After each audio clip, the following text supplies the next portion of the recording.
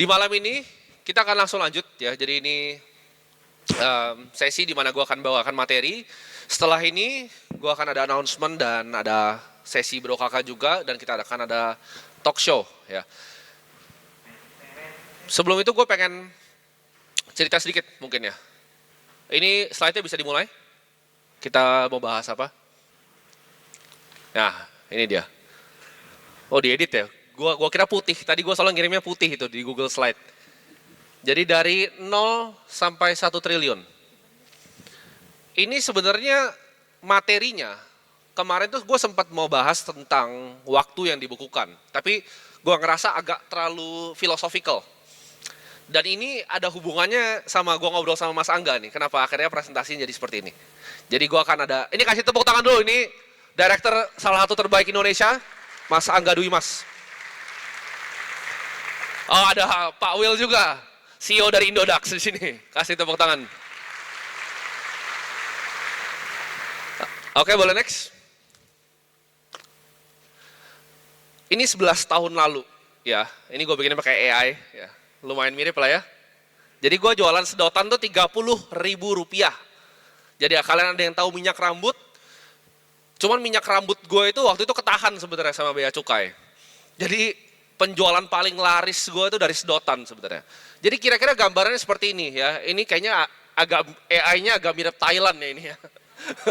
Ini bukan jalanan Indonesia nih kayaknya. Ini Thailand ini ya. Jadi gue adalah orang yang dulunya tuh bukan siapa-siapa ya. Tapi dengan mimpi ya, dengan gue kerja keras, ini gue benar-benar nawarin. Jadi stainless steel. Nanti gue akan tunjukin ya, dulu gue pernah beli dari mana. Ini nggak gampang gitu. Berada di sini bukanlah hal yang gampang, dan ini yang gue mau ceritakan ke kalian. Next. Nah, ini ada sekarang ya. Gue bisa ada di sini. Tadi sempat ada yang nanya-nanya di belakang, ada sekitar 10-20 dari kalian yang tadi berkesempatan untuk ngobrol sama gue langsung. Banyak yang tanya, gimana caranya bikin bisnis yang sukses? Ya. Semuanya orang-orang hebat yang kalian lihat di depan sini, ya dari Bro Ray, dari Bro Yudo, Bro Kakak, Mas Angga, dan Pak William. Hampir salah tadi Pak namanya. Jadi mereka semua ini fokus di satu bidang. Pak William ini ngerti kripto, fokus di kripto. Mas Angga ini ngerti kamera, fokus di kamera sampai yang jadi paling jago. Dan gue fokus di beberapa industri. Ya. Yang satu adalah capital market, dua adalah media. Ya. Dan lewat fokus, gue sebutnya relentless focus, karena fokus itu susah. Along the way banyak sekali distraksi, ya. Ini gue yakin banyak sekali orang di sini yang ngalamin distraksi juga. Next. Gue itu besar dengan lihat bukan banyak orang, tapi kedua orang tua gue sendiri. Ya, hidup di yang gue sebutin namanya rat race. Jadi mereka cuma cari uang hari ke hari. Sampai suatu titik gue tuh mikir waktu itu, ini yang salah, ini sistemnya atau apanya yang salah. Gue rasa bokap gue waktu itu adalah orang yang kerja keras di bidang IT. Cuman uangnya itu untuk bayarin gue sekolah aja ngendet terus. Ya. Gue itu harus kayak tunggu 6 bulan baru negosiasi lagi untuk bayar. Akhirnya gue kerja jualan sedotan untuk bayar uang sekolah gue sendiri. Jadi ini gue sempat mikir, apakah sistemnya rusak, apa uangnya yang rusak? Gitu. Kalau kita lihat sekarang, UMR itu nggak naik jauh. Sedangkan semua biaya yang kalian lihat, mau dari botol itu, kursi kalian, itu naiknya signifikan. Jadi gue waktu itu ngerasa ini ada rusak sama sistemnya, dan gue akan cari cara, gimana cara gue bisa ngakalin sistemnya. Next. Nah ini adalah sedotan yang beneran gue jual. Jadi ini slide-nya gue beneran baru ganti tadi malam. Ya. Jadi tadi malam gue baru bikin, gue cari nih, ini website-nya dulu gue beli namanya dhgate.com. Waktu pertama kali gue sourcing sedotan gue, dan gue kaget luar biasa di sini. Di saat 3.000 piece itu sekarang cuma US 1.100. Jadi harganya tuh udah jauh lebih efisien ya. Ini gue kaget banget, harganya jauh. Ini dulu 2 kali lipat. Jadi lu kalau beli kayak 3.000 piece itu harganya dulu sekitar $2.000. Nah itu segitu kalian bayangin, modalnya murah sekali kan, sama shippingnya juga murah sekali mereka. Dan waktu itu gue jualin di Indonesia, harganya satunya 30.000. Jadi marginnya, gue suka bisnis yang marginnya tinggi-tinggi. Ya. Jadi kira-kira ini yang gue lakukan dulu. Gue sourcing produk dari luar, gue jualan. Karena waktu itu gue nyari ya kan, di internet, how to make money online. Setiap hari yang gue lihat tuh Forbes Billionaire List. Setiap hari sampai hari ini. 1 siapa, 2 siapa, 3 siapa, 4 siapa, 5 siapa. Itu gue ikutin setiap hari, gue cari. Gimana caranya gue bisa bikin duit secara online. Dan waktu itu lagi terkenal yang namanya online e-commerce. Jadi zamannya Kaskus. Ini gue jual di Kaskus dan Tokopedia masih awal-awal. Jadi ini bukti bahwa bisnis di internet itu bisa ngubah hidup kalian. Dan ini waktu gue 14 tahun. Ini yang benar-benar merubah hidup gue.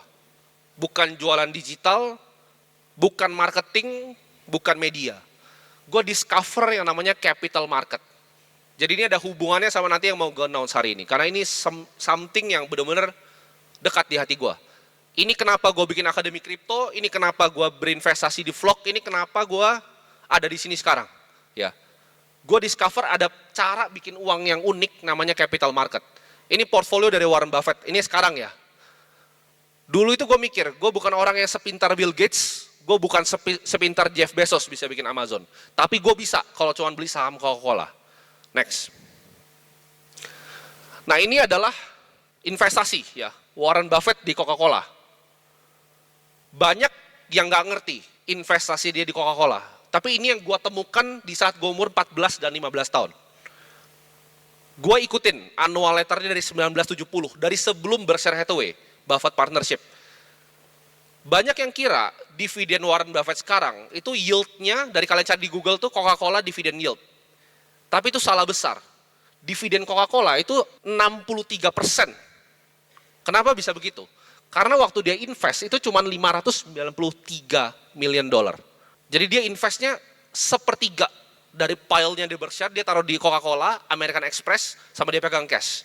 Ini posisi yang besar sekali di portfolio beliau. Sekarang kalau kita lihat tadi slide sebelumnya, jadi kecil portonya. Itu yang gue discover, bahwa uang yang ditaruh 593 million, itu jadi billion size-nya sekarang. Ya. Dan yield dividennya dari 593 ini, itu kira-kira 60%. Jadi beliau taruh 593 juta, nggak tambah lagi, setahun tuh bisa dapat hampir lebih dari 250 juta, paham nggak kalian? 300-an juta dividennya. Ibarat lu beli saham nih sekarang, lu dapat setengah dividennya. Tapi butuh compounding, yaitu waktu. Ketika gue taruh ini, klik gue. Ini game yang gue mau main. Gue mau jadi investor, fuck pengusaha gue bilang. Karena gue pelajarin pengusaha tuh ada siklusnya. Bikin usaha capek, keringetan capek. Dia cuma ngaso beli ini. Menurut gue ini jalan hidup yang lebih benar. Next. Jadi dua ini kan, ini famous story ya, yang kalian pernah diceritain Buffett dan juga diceritain Bill Gates. Ketika dua-duanya ditanya sama bapaknya Bill Gates, disuruh tulis di kertas, satu kata yang bikin lu sukses apa? Ini gue tulis di buku gue ya. Yaitu relentless, fokus di satu industri. Bill Gates fokus di Microsoft, Buffett fokus di investasi. Ada yang tahu Steve Ballmer di sini? Dia sekarang lebih kaya dari Bill Gates. Kenapa? Karena Bill Gates keluar dari jalurnya dia. Dia nggak fokus, tapi kan hidup orang beda-beda ya. Dia nggak fokus di Microsoft, dia fokus untuk filantropi. Jadi uangnya ditaruh di Cascade Investment namanya. Bill Gates ini kalau dia investasinya nggak pernah dipindah, mungkin dia nggak pernah ketemu Warren Buffett, 1 triliun USD hartanya sekarang. Ya. Dan Buffett itu harusnya sekitar 500 billion sekarang, karena dia udah donasi banyak sekali, 30%. Next. Jadi ini akan gue ceritakan dengan menceritakan hidup gue, perjalanan dari 0 sampai sekarang. Cuman gue pengen kalian catat beberapa prinsip yang gue kasih di sini. Gitu. Jadi kalau banyak yang tanya kan, oh gimana caranya mau punya duit? Gue taruh prinsip-prinsipnya. Jadi beberapa prinsip yang akhirnya gue ketemu gitu, momen-momen gue ketemu. Prinsip pertama gue adalah I need a lot of capital. Jadi ketika gue tahu, oke, gue pengen beli saham Coca-Cola, gue cari Coca-Colanya Indonesia itu apa sih? Gue cari dari Indofood, gue cari terus apakah tambang batu bara, apakah itu bank, gue cari terus. Sampai sekarang pun gue dalam misi mencari gitu. Tapi satu yang gue tahu, gue perlu capital yang besar. Jadi ini gue dulu nih, pakai AI ya ini ya. Gue itu kerjanya bikin digital agency. Makanya gue suka banget mas video sampai sekarang ya. Gue suka banget video karena gue dulu punya digital marketing agency waktu umur 18 tahun. Gue running ini karyawan sekitar 10-15. Waktu itu anak-anak UMN, itu gue gaji murah-murah gitu. Gue pakai untuk kerja sama gue. Di sini gue dapat capital serius pertama gue ya. Next. Gue invest semuanya di BCA. Tapi seperti kalian tahu, gue bego. Gue nggak biarin compounding. Ya, ini kalau di compounding udah kayak Coca-Cola tadi. Jadi dividen yieldnya bukan dari dividen yang sekarang, tapi dari dividen gue pertama kali invest di sahamnya. Sayangnya ya gue nggak ikutin. Gitu. Next. Gue itu kenal Bitcoin 2016. Kalian kasih tepuk tangan dulu ke Pak William. Ini karena kalau nggak ada beliau ini nggak ada gue di sini. Kasih tepuk tangan dulu. Jadi karena platform beliau, gue bisa beli Bitcoin. Cuman bukan karena ini, gue jadi kaya bukan karena ini. Nanti gue akan ceritakan selanjutnya. Next ya. Nah ini dia. Ini momen yang ngubah hidup gue. Jadi kan gue pikir, oke, gue mau jadi the next Warren Buffett. Gue punya marketing agency, gue punya jualan sedotan. Gue anak muda kaya raya waktu itu. Ya. Yang pertama dibeli sepatu, mobil, jam tangan, gue beliin semua waktu itu. Lalu gue beli kripto. Ini naik. Kalau ini gue ingat banget, karena ini sebelum Natal. Ini harusnya di otak gue ya, kalau gue nggak salah tanggal 18 Desember. Ini pas sebelum Natal, karena untuk teman-teman yang agamanya Kristen, Natal tuh sesuatu yang kita look forward. Gitu. Kita mau liburan, kita mau spending, itu biasa di Natal. Ini pas ya Natal, harganya 19.000 Bitcoin. Itu naiknya luar biasa waktu itu. Next. Nah ini harganya ya. Ini tuh cuman sebulan kalau gue nggak salah juga ya. Dia udah 10.000, habis itu dia turun sampai 8.000. Ini mungkin yang Oji bisa konfirmasi saya. Ini bener-bener sekejap. Gue inget banget jamnya jam 4 pagi waktu Indonesia. Itu gue keluarin posisinya itu kayak di warnet itu. Pencet. Dan waktu itu gue all in. Bukan di Bitcoin teman-teman. Nah ini kesalahan yang Pak Ray bilang tadi. Masuk di altcoin, ya. Ada yang tahu gue masuk di mana? Ada di sini nih. Nah ya, gue masuk di IOTA namanya. Ini dulu digadang-gadang bakal jadi XLM killer, XRP killer. Ini kalau sekarang apa? Hyperliquidnya sekarang. Bro, kakak mungkin tahu dulu tuh IOTA. Ini hyperliquidnya sekarang. Kalian lihat gak di sini dari kayak Ethereum Classic, List, Monero sih masih ada ya, NEM, Dash, IOTA, EOS, NEO, Stellar. Ini hilang semua. Gue saking traumanya, gue bikin lukisan di kantor gue. Next. Nah ini prinsipal nomor 2. Jadi kantor gue kalau kalian datang itu ada lukisan di belakangnya. Yang gue pernah foto sama bro kakak waktu itu, lukisannya itu adalah Bitcoin lawan semua altcoin yang pernah dibikin. Gue bikin statistik ya. Biar tiap kali gue bego beli altcoin gue lihat. Nah gitu. Prinsipal 2, jangan beli sampah. Ya. Analyze dan think how you know that you're right and confirmation bias. Bahkan kalau kita lihat yang tadi, itu ada satu yang akhirnya jadi scam, BitConnect ya kalau nggak salah namanya. Zaman dulu, BitConnect namanya. Prinsipal gue ini, it's far better untuk buy a wonderful company at a fair price than a fair company at a wonderful price. Ini ngubah. Ya. Pertama gue harus punya capital banyak, 2 itu ini. Karena ketika gue belinya sampah, orang kalau mau bikin koin, ya ini mindsetnya orang bikin koin atau beberapa perusahaan-perusahaan TBK yang kecil-kecil. Gimana caranya gue ekstrak duit paling banyak dari yang beli token gue. That's it. Untuk beli apa? Untuk beli Bitcoin. Kalian bisa confirm, semua exchange owner dari Indonesia sampai luar, koinnya paling cuma 2, paling cuma 3. Bitcoin, Ethereum, udah. Bener gak Pak William? Semuanya sama. Bro Ray juga. Nah, gue rasa Bro Yudo juga sama. Bitcoin, Ethereum. Jadi, kalian harus bisa avoid yang namanya confirmation bias ini. Next. Nah ini dia lukisan yang gue taruh di kantor gue.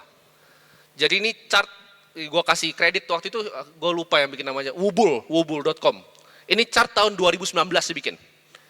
Ini basically ini Bitcoin, itu semua sampah yang lain kalian lihat. Ethereum juga ada di situ. Ya. Jadi only bet on the best. Lu tuh nggak sepinter itu untuk ngalahin ini, karena sulit sekali untuk ngalahin. Ya, Charlie Munger bilang, hampir nggak mungkin fund manager sekarang bisa ngebit S&P 500. Next. Nah ini fakta yang menurut gue semua orang tuh punya. Setiap kali gue ketemu Oji, mau di luar negeri, Indonesia, gue tanya satu pertanyaan, lebih kaya nggak kalau lu cuman pegang Bitcoin? Gue punya banyak banget teman yang akhirnya dia bikin startup ini, bikin itu, masukin uang DeFi, hilang di sini protokol ini. Mereka semua lebih kaya kalau cuma pegang Bitcoin. Gak pernah bikin perusahaan, gak pernah so ide taruh dimanapun, mereka kan lebih kaya. Gitu. Dan ini teori yang dipakai sama Warren Buffett. Next. Nah, dari pengalaman pahit itu, gue juga belajar nih dari kakek-kakek hebat ini, Ray Dalio. Pain plus reflection sama dengan progress. Ini prinsip yang gue ketemu juga. Jadi ketika gue jatuh, lu bayangin gue anak muda, nabung semua uangnya, beli BCA, beli Bitcoin, Bitcoin di switch ke IOTA, bangkrut. Jadi gue dapat progress, ya kan? Gue punya goal, ya kan? Goalnya lebih tinggi lagi, jatuh, belajar, improve. Cuman kalau kita jatuh, kita nggak belajar, percuma gitu. Jadi itu kegagalan pertama gue nggak bisa makan, nggak bisa minum, nggak bisa tidur itu. Karena turunnya jam 4 pagi, gue inget persis. Next. Nah ini dia. Abis bangkrut ngapain? Agensi kan, oh, anjing, bangkrut. Cari duit gitu kan, cari duit. Jadi gue back to square one. Gue pikir nih gue bikin apa nih ya. Gue bikin company namanya Ternak Uang. Jadi basically Ternak Uang tuh gue bikin sendiri, gue majority shareholder. Lalu gue waktu itu, ini bukan partner pertama gue ada partner orang Cina, mainland ya. Cina mainland buat bikin IT-nya, tapi gue ditipu. Jadi gue partneran sama orang China asli, gue pakai translate bahasa Mandarin, gue kena tipu. Aplikasi gue gak dibuatin gitu, hilang 100 juta gue. Oke, lalu gue bikin kelas untuk edukasi, ya kan? Gue lagi mau cari duit nih, cari capital, ya kan? Gue buka kelas lah. Ada satu masuk nih, masuk kelas gue. Ditawarin, mau dibikin app nggak? Nah oke. Buat CTO oke lah nih, daripada gue ditipu orang Cina mainland kan. Yowes gitu, masuk. Terus gue pikir, gue mager banget bikin modul, cari satu lagi, bikin modul lah lu gitu. Next. Akhirnya ini jadi salah satu perusahaan yang viral waktu itu ya, one of the biggest, ini penghargaan dari LinkedIn, top fastest growing startup, kita diinvestasikan juga sama private equity besar. Dan ini pelajaran yang ketiga, ya, fuck startup. Kenapa masa nggak ketawa paling besar? Ini prinsip gue. Gue dulu diajarin tuh, gue nontonin Y Combinator, Growth at All Cost, fuck, gue bilang. Gue mau gaya Warren Buffett, gaya orang Cina lama lah dibilangnya, ya. Jadi waktu itu, kalau ini gue nggak pernah jadiin startup, gue mungkin udah kaya banget sekarang. Sayangnya jadi startup, disuruh growth at all cost, ya kan, karyawan bengkak sampai 130, padahal gue kagak tahu dia ngapain gitu kan. Keramein kantor gue aja gitu waktu itu. Datang anjing ini rame banget, ngapain lu? Lu kerja apa lu gitu? CS lu, kan? Ngapain? Jadi gue beneran ini, yang pernah kerja sama gue ada beberapa nih sampai sekarang masih kerja nih. Bingung gue, di kantor tuh ngapain? Cuman lari, main, makan. Nah akhirnya next. Waktu itu gue ketemu satu permanent capital model, yaitu Harvard punya endowment model. Jadi ini portfolionya Harvard ya. By the way dia punya Bitcoin nomor 1 sekarang di public equity portfolionya. Gue nyontek ini tadinya. Jadi gue mau cari duit dari edukasi, dari Ternak Uang. Karena kan dulunya kan gue jualnya Zoom. Ada yang pernah datang nggak Zoom gue dulu yang awal? Wah luar biasa itu, pendekar. Ada yang ikut Ternak Uang? Oh banyak juga ya sini, mantap juga. Nah itu jadi awal otak gue mau bikin Harvard Endowment Model. Jadi duit dari kelas gue belikan saham dan gue belikan kripto, itu ide awalnya gitu. Cuman entah kenapa gue kesambet apa, gue mikir kan zaman itu Y Combinator lagi hot-hotnya ya kan.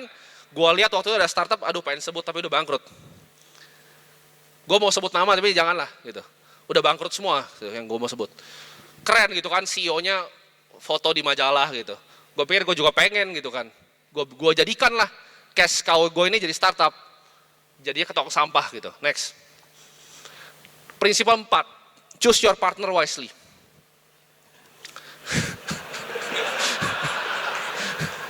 Kasih tepuk tangan dulu. Ini gue belajar banyak tapi. Gue belajar banyak dari startup ini merupakan kegagalan yang luar biasa di hidup gue. Jadi itu cash cow, mau Harvard Endowment Model, kalau startup gue baru tahu, ternyata cashnya nggak bisa diinvestasikan. Gue ya ampun, gue kemana ini? Gitu kan? Ya udahlah, gue pikir gue nggak mau pusing, buy out aja semua, clear. Gitu. Jadi waktu itu ini gue bikin startup ini umur 19 tahun, jadi gue bikin top 10 LinkedIn company tanpa funding yang besar. Karena yang pertama approach gue waktu itu Sequoia India, dan gue tertarik kan, Sequoia yang invest Apple, kayaknya gue onto something good gitu. Ternyata model startup itu yang rusak. Ternak uangnya sendiri nggak rusak, bisnis modelnya bagus. Orang mau belajar literasi finansial, makanya gue hidupin sekarang. Gue bikin lagi, ya. Next. Ini gue di momen ini benar-benar momen yang menurut gue unik, ya. Ini mungkin Bro Yudo kenal, ada orangnya. Nah, lu situ kan? Iya. Jadi ini momennya, gue lagi balikin duit investor. Kalau lu tanya satu Indonesia Raya yang balikin duit investor cuman gue. Karena itu bukan sebenarnya founder nggak apa-apa nggak balikin, karena itu kan equity investment, bukan convertible note, bukan bond. Tapi gue balikin, di meeting gue lagi balikin itu, di meja ruang kantornya, gue ditelepon suruh datang ke sini. Dan gue ngobrol, waktu itu Bro Yudo juga ada di sini, sebelum di toko kripto ya waktu itu. Ngobrol-ngobrol, Sizi bilang gue satu hal yang bikin gue mikir banget. Dia bilang bahwa Bitcoin itu future gitu. Gak ada aset kelas lain yang bisa ngalahin Bitcoin. Dan itu ngubah cara pikir gue, cara operate otak gue tuh berubah. Waktu itu gue tanya, masa gak ada yang lain kayak properti kayak di mana atau saham di mana? Gak ada. Ya. Beliau bilang bahwa Bitcoin is the best. Dan di situ gue mikir-mikir. Gue tanya kan, ya udah, koin lo kayak kalian kan? Beli koin apa gitu. Dia bilang cuma 2 koinnya dia. Hampir lebih dari 90% di Bitcoin, sisanya cuma di BNB. Itu karena perusahaan dia sendiri. Dan gue kayak, oke, ini orang lebih kaya dari gue lihat di Forbes kan, oke kaya. Udah, all in lah gue. Jadi itu ceritanya gue beli 16.000. Bukan cuma dari otak gue sendiri, enggak. Karena dia bilang juga ini harganya bagus. Gitu. 16.000 Bitcoin ini. Next. Gue grind habis itu. Awalnya bikin AC itu nggak sengaja. Jadi waktu itu kan gue bilang gue balikin duit investor, gue ada kantor yang masih running 4 lantai, gue punya 15 karyawan. Jadi kayak kota hantu, 4 lantai 15 karyawan. Buat apa ya anak-anak ini, masa gue pecat gitu kan, satu naik motor di Bogor gitu kan. Editor gue Alfian tuh di belakang. Gimana nih gue hidupin mereka? Ya gue pikir ya udahlah. Kenapa nggak gue bikin lagi gitu? Tapi kali ini nggak startup. Jadilah Akademi Kripto. Dan gue ketemu partner gue yang luar biasa nih, Bro Kalimasada. Ini 2023 ya, Akademi Kripto itu kita launching. Jadi gue heads down 6 bulan. Itu gue kerjain AC sama dia, nggak lihat sinar matahari kita. Kerja pagi malam, pagi malam, pagi malam kerja. Jadi kita punya plan untuk jadiin komunitas nomor 1. Dan sama, gue pikir dengan model tadi di otak gue, endowment model tadi. Gitu. Cuman kali ini nggak gue startupin dan gue bikin cost-nya very lean. Next. Ah ini dia. Nah gue masuk di sini, pas 16.200. Tapi along the way gue beli terus. Jadi gue waktu itu gue buka sekitar gue beli 16 miliar 51 Bitcoin. Di 16.000 gue buy along the way. Sampai atas. Ya. Jadi bedanya kali ini gue udah belajar apa? Gue udah belajar jangan beli sampah. Gitu. Meskipun ada sih beberapa sampah yang gue beli lagi. Cuman udah belajar dari Bro Ray. Sampah tuh beli terus jual. Gitu. Jadi gue nggak rugi. Nextnya. Jadi Bitcoin plus capital market tuh ngubah hidup gue. Sampai gue tuh punya patung Satoshi di apartemen gue. Tiap kali gue keluar lift gue ingat, nah ini apartemen dibeliin dia gitu. Gue bener-bener ingat terus gitu. Jadi kalau nggak ada Bitcoin, nggak ada capital market, gue nggak bisa bikin kekayaan kayak sekarang. Edukasi yang gue sampaikan kan juga tentang capital market gitu. Jadi ini something yang gue hold very dearly to my heart. Next, ini getting cash flow, capital, sama compounding is the key untuk kekayaan. Jadi lu nggak bisa memakai compounding. Karena rumusnya lu butuh cash flow dulu, lu butuh savings rate, jumlah yang ditabung berapa, sama lu perlu compoundingnya. Jadi ini ya, ini 3 list yang bikin bilioner paling banyak. 3 manufacturing, 2 teknologi, 1 finance and investment. Gua rasa gue bukan Mark Zuckerberg gitu yang gila coding, jadi gue teknologi gue coret. Manufacturing, lu tanya cara bikin plastik aja gue nggak ngerti gitu. Jadi gue coret juga. Gue cari ini, gitu. Industri yang most likely untuk bikin gue jadi billionaire. Next. Jadi rahasia dari orang kaya, ini kan nggak ada Bitcoin ya, karena Bitcoin chartnya akan hancurin semua ini. Jadi biar sederhana, sejak 1970, S&P itu outperform hampir semua aset kelas. Mau corporate bond yang 9-10%, gold, US Treasury bond, real estate sama cash. Ini yang kenapa orang tua gue waktu itu nggak bisa keluar, karena nggak punya pengetahuannya. Jadi kalau kalian tanya kenapa gue bikin ternak uang, kenapa gue bikin AC, ini something very personal ke gue. Gue ketika gue 15-16 tahun, gue janji bahwa uang nggak akan jadi masalah lagi di hidup gue. Itu gue tulis di buku, dan gue tulis yang fokus tadi. Gue lihat betapa kasiannya orang yang nggak ngerti ini. Bokap gue tuh bukan orang yang nggak kerja keras, gitu. Dia bikin namanya ERP, ya, Enterprise Resource Planning, sendiri. Kalau Oracle tuh mungkin butuh 10.000 orang, dia bikin sendiri. Kliennya juga lumayan, dia cari klien lumayan. Cuman nggak pernah bisa survive. Kenapa? Karena dia nggak pernah beli aset, dia nggak ngerti. Cuman ngerti coding. Gitu. Jadi ini yang bikin gue susah dulu. Next. Orang gagal karena mereka melakukan 3 hal atau more. Gue cuman cari cash flow sama compounding capital. Gue nggak peduli yang namanya kalau lu mau divaluasi keren, gue nggak peduli apapun itu selain cash flow sama compounding capital, ya. Karena kalian lihat, ini perusahaan dari Nvidia sampai Oracle di bawah ini. Ini perusahaan yang jago sekali bikin earnings, cash flow, dan compound earnings itu, ya. Jadi kuncinya bikin perusahaan yang sangat besar itu cuma earnings yang bagus dan compound, return on invested capital, ROIC bahasa finance-nya. Jadi ini yang gue ketemu. Ini nggak cuma di perusahaan bisa jadi besar, ini di pribadi bisa jadi besar. Next, dunia itu berubah, ya. Ini yang gue lihat trajektori ke depan, di mana currency itu akan pakai blockchain. Ini udah terjadi, ya. USDT itu udah pegang gold besar sekali. US Treasury levelnya negara. Bank menurut gue akan digantikan ke depannya sama exchange. Kita lihat perusahaan-perusahaan seperti Square-nya Jack Dorsey, Coinbase-nya Brian Armstrong. Nanti ke depannya pionirnya adalah kita-kita ini yang duduk di depan, yang akan majuin industrinya lebih depan. Gue percaya next-nya kan orang bilang dulu black gold, Rockefeller bikin duit dari oil.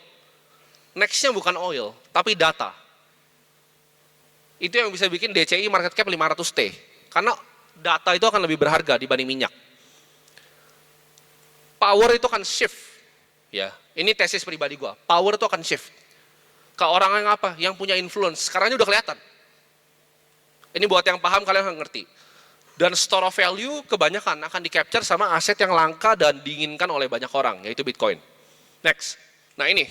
Jadi personal roadmap gue itu apa? Gue pengen bikin permanent capital fund yang fokus di blockchain, media, and new energy. Sampai ke depannya. Ya. Jadi ini 3 pilar yang akan gue pegang sampai gue mati. Tapi tetap di dalam finance. Jangan kalian nanya nanti, oh media ini bukan ini, sama. Gitu. Semua yang gue investasikan itu ada hubungan dengan apa yang gue mau kerjakan di hidup gue. Kenapa? Karena gue pengen bikin permanent capital. Permanent capital ini adalah holy grail dari investasi. Lu punya hedge fund besar. Ditarik duitnya sama orang, selesai loh. Uangnya nggak permanen.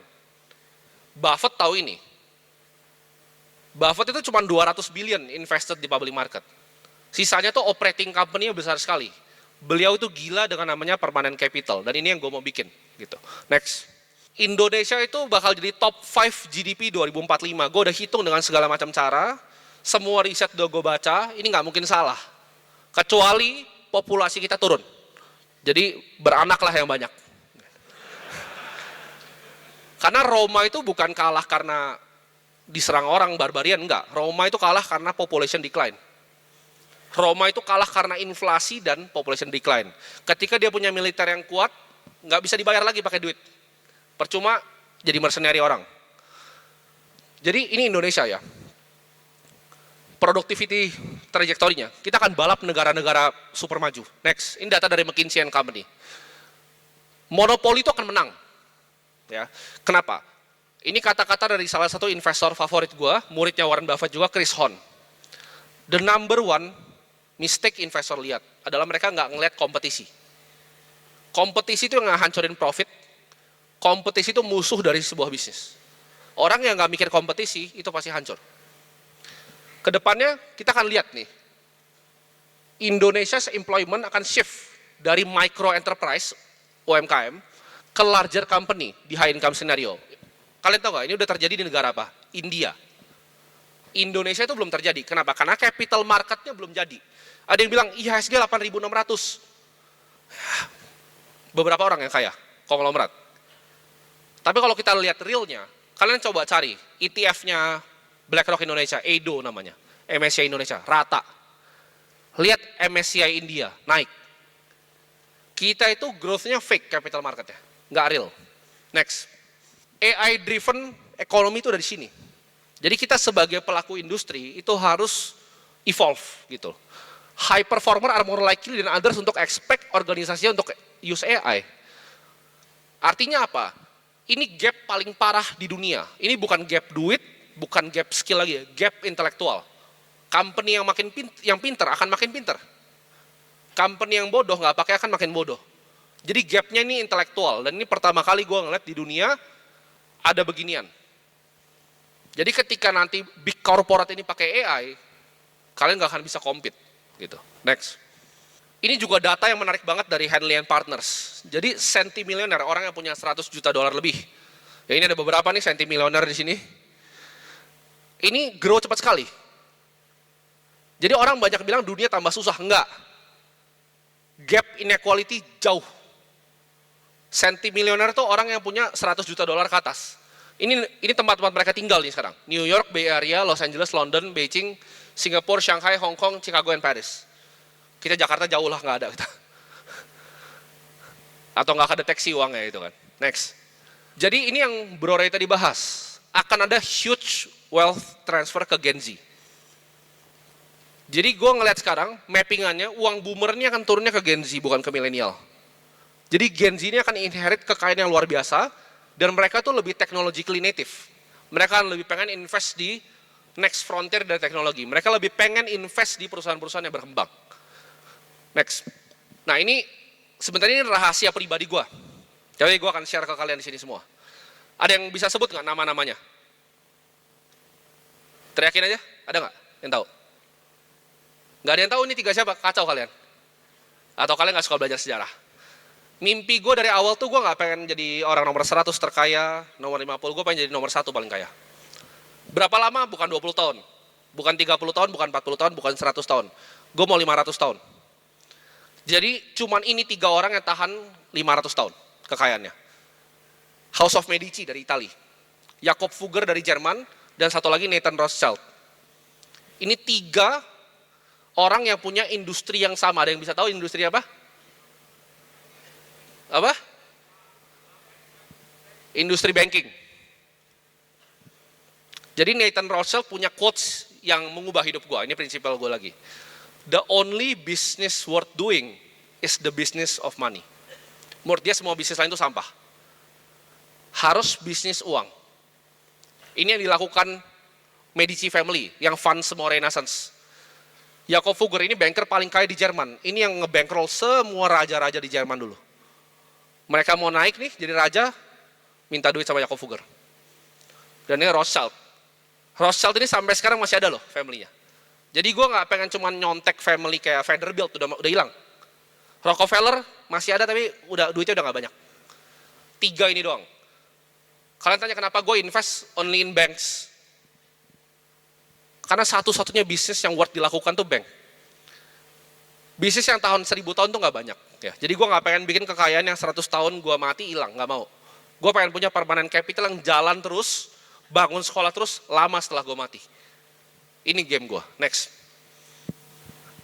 Ini pertanyaan yang mungkin kalian bingung. Siapa sih capital allocator terbaik? Modal apa yang gue contek gitu kan? Nomor 1 itu di atas Harvard. Harvard nomor 2 ya.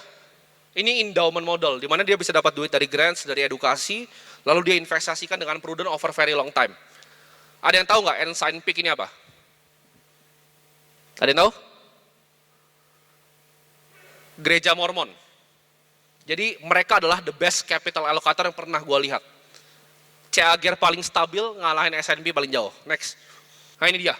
Ini S&P lawan S&P 500. Hampir impossible untuk dapat kayak begini. Warren Buffett aja kalah. Ya. Jadi mereka dapat duit, lalu diinvest. Itu. Next. Gue mau kasih kalian pertanyaan. Gitu. Ini kan growth-nya Norges Bank. Ini SWF paling besar di Indonesia, di dunia. Ya. Ini sovereign wealth fund nomor 1 di dunia. Mimpi gue tuh bikin Ronald Capital sebesar ini. Gitu. Gue nggak pengen cuman kecil. 1T, 2T nggak mau gue. Kecil. Target gue mau jadi Norges Bank. Mereka ketemu minyak tuh 2 kali sebenarnya. Sekali itu pas Natal, tahun 1990, sekali lagi di capital market. Jadi double ketemu minyaknya sebenarnya. Ada yang tahu CAGR berapa ini? Tebak? 6,6%. Jadi nggak usah mimpi-mimpi lu 20% per tahun, 30%, 50% per tahun. 6,6% tuh bisa bikin lu jadi dari kayak gitu sampai SWF nomor 1 di dunia. Kalau lu punya cash flow-nya dan compound-nya early. Banyak yang nggak paham time value of money. 1T di 25 sama 1T di 50 itu jauhnya langit dan bumi. Dan dengan kemampuan investasi gue sekarang, ini akan achievable di hidup gue. Next. Kita contek deh, kalau dia 6,6%, portfolionya apa? Gitu. Ini let's say kalian udah males banget investasi, mau nggak pernah rugi sampai mati. Equity 70%, fixed income 27,1, real estate 1,9, dan renewable energy 0,4. Kalian tinggal buka, tinggal nyontek. Kalau mau tahu Norway itu investnya apa di Indo. Lu buka equity, select Asia, select Indonesia. Hampir lebih dari 50% fundnya di satu saham. Kalian sudah tahu saham apa. Yang lainnya kecil banget. Karena dia lebih pintar gitu. Jadi dia invest di semua negara. Satu dunia ini. Kalau kalian mau matching, kalian bisa beli World Index namanya. Vanguard Total Stock Market World Index. Itu 7%. Jadi ketika Amerika nanti bangkrut one day, karena kan dunia kita nggak tahu, bisa berubah. Dia akan rebalance otomatis. Ntar Cina yang naik, India yang naik, dan segala macam. Next. Nah, recommended gue ini. Gue punya view yang beda. 6,6% bagus, cuman gue lebih cari stabil antara 12-15%. 50% gue tetap di Bitcoin. Harvard pun udah masuk besar di IBIT. Ya, Jane Street masuk besar, Millennium masuk besar. Ini simple aja, nggak usah so pinter. Bang, kenapa nggak beli saham ini? Gue nggak bisa masuk. Ya kan, ada influencer saham bilang-bilang itu barang crossingan, nggak ada. Liquidity-nya nggak ada. Lu lihat MSCI Indonesia deh, rata. Fake, tukang bohong. Untung segini, coba liquidin. Oh, tapi di repo paling 2% dikasih bank. Bank juga nggak bego kali. Jadi, ini recommended allocation gue. Mungkin kayak Mas Angga sempat nanya juga, kalau filmmaker, investasi bagaimana? Simple aja gitu. BCA, S&P 500, and cash, atau cash equivalent. Next. 3 wonderful asset is more than enough. Ini kata-kata Charlie Munger. Cuman punya Costco, Berkshire Hathaway, sama punya Lilu Fund di Cina. Jadi seumur hidup gue cuma pelajarin capital market. Itu yang gue lakukan dari pagi sampai malam sampai gue mati nanti. Next. Untuk ngalahin market, S&P, lebih susah dari lu ngalahin Michael Phelps berenang. Ada yang ngerasa bisa ngalahin Michael Phelps? Terus kenapa kalian beli altcoin ngerasa bisa menang dari Bitcoin? Itu utter stupidity. Karena bisa menang jangka pendek. Tapi jangka yang panjang, pasti mati. Lu tarik 100 tahun, pasti mati. Ya. Next. Nah ini takeaway terakhir gua. Build cash flow, beli aset di split ketiga yang lu bisa konsisten dalam jangka waktu yang sangat panjang, fokus selama 10 tahun, jangan dijual asetnya. Karena jangan bego kayak gua. Dulu, misalnya gua hapus deh Bitcoinnya. Semua cash flow yang gue punya cuma gue beliin BCA, gue jauh lebih kaya sekarang. Build your name. Ketika lu udah bikin cash flow, lu bikin aset, lu fokus 10 tahun, lu harus build nama lu. Dan terakhir, lu harus jangan lupa untuk serve others. Karena gue rasa gue terpanggil di dunia ini. Gak semua orang umur 14-15 mikir mau conquer capital market. Gue rasa gue terpanggil untuk bisa share ini ke kalian. Karena gue gak mau lihat orang-orang bisa kayak orang tua gue lagi gitu. Mereka susah, kerjanya keras, tapi duitnya hilang. Jadi gue pengen ini legacy yang gue turunin gitu. Dan sebelum gue mengakhiri talk gue ini, gue pengen cerita sedikit, ini slide-nya udah selesai. Ya. Siapin ke bumper selanjutnya. Setiap tahun di hidup gue selalu ada achievement yang gue mark. Ya. 2023, gue dan Bro Kakak bikin Akademi Kripto. 2024, gue investasi di Holy Wings Group. Lifestyle brand paling besar di Indonesia. 2025, berpartner dengan Bro Yudo untuk bikin vlog. Dan di 2026 ini gue akan ada satu announcement, ini menurut gue something yang akan jadi legacy gue. Ini gue dibantu sama Mas Angga Diuma Sangsoko. Beliau itu founder dari Visinema. Ada yang nonton film Jumbo di sini? Nah ini beliau yang bikin gitu. Rekor ngalahin Frozen 2 di Indonesia. One of the best movie yang pernah dibikin di Indonesia. Itu return on capitalnya gede mas. Kalau mau bikin lagi, ajak saya.